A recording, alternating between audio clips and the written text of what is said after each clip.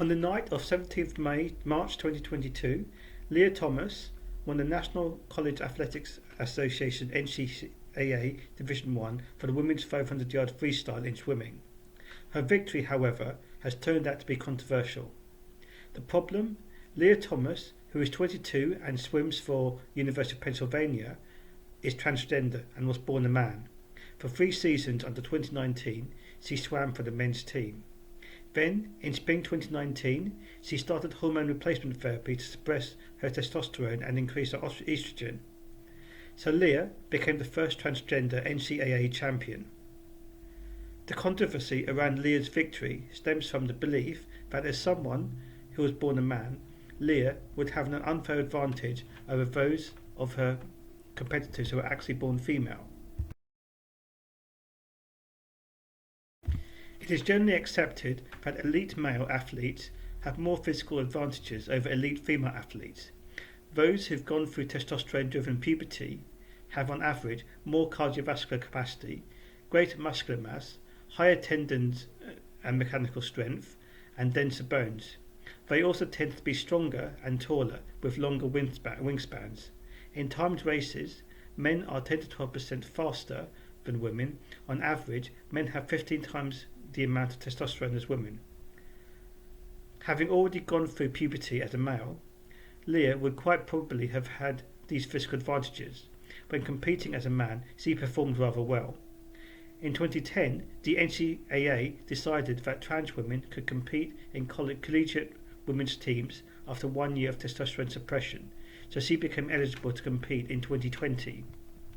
So on the face of it, it seems unfair that Liah was allowed to compete as a woman regardless of her own gender identity. But the next night, Friday 18th of March, she only came 5th in the 200-yard freestyle event in swimming. Earlier in the season, she had broken records in this event, and her timing had gradually increased. This difference in performance would appear to cast doubt on the view that someone born male, but who later has treatment to become female, has an unfair advantage over those who are born female.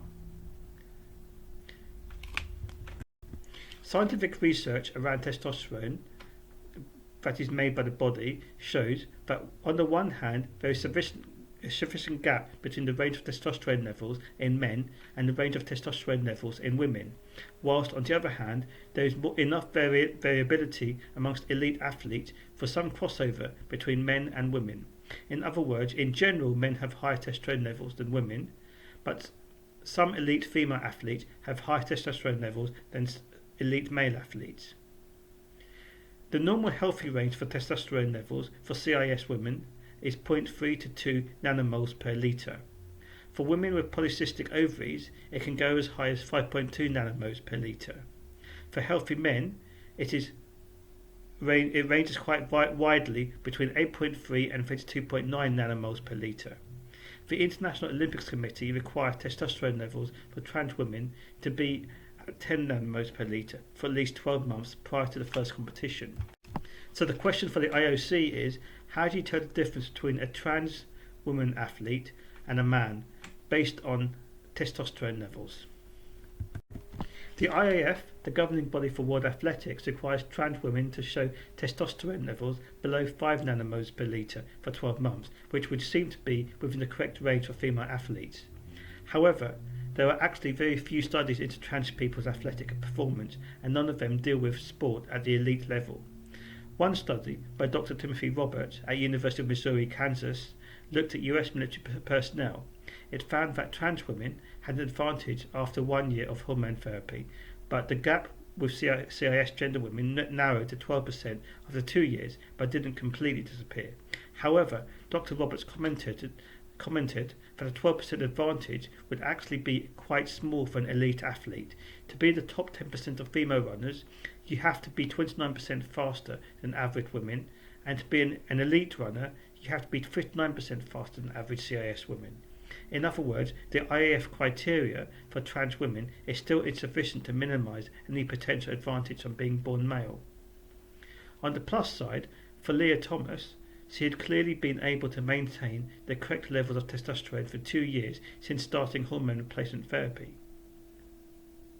Another study was done by Joanne Harper, a medical physicist at Loughborough University in the UK and also trans runner. In that study, it was found that testosterone suppressed actually reduced hemoglobin levels in trans women to that of CIS gender women.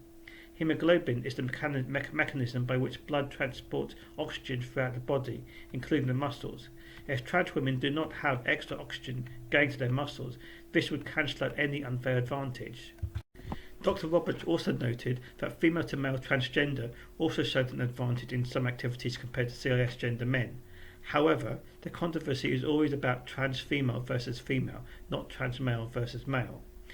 In a sense, this makes sense because it's the idea that men are stronger than women, which is behind the controversy behind trans female versus female. It should be noted, however, that the NCAA does not require genital surgery or legal change of sex in order for transgender people to compete in the team of their gender identity. All the athletics published refer to Liah starting hormone replacement therapy in 2019 and maintaining it for 2 years. I haven't seen any articles mentioning when she had sex reassignment surgery or legally changing her sex to female.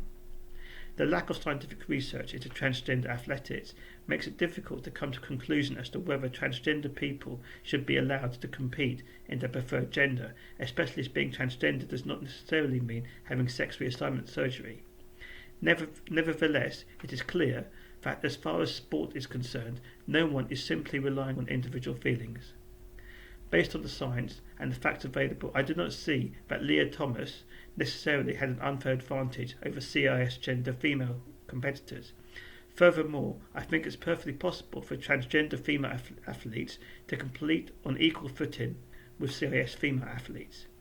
But it's not clear that the governing body's rules for allowing transgender athletes to compete as their chosen gender are sufficient as they are.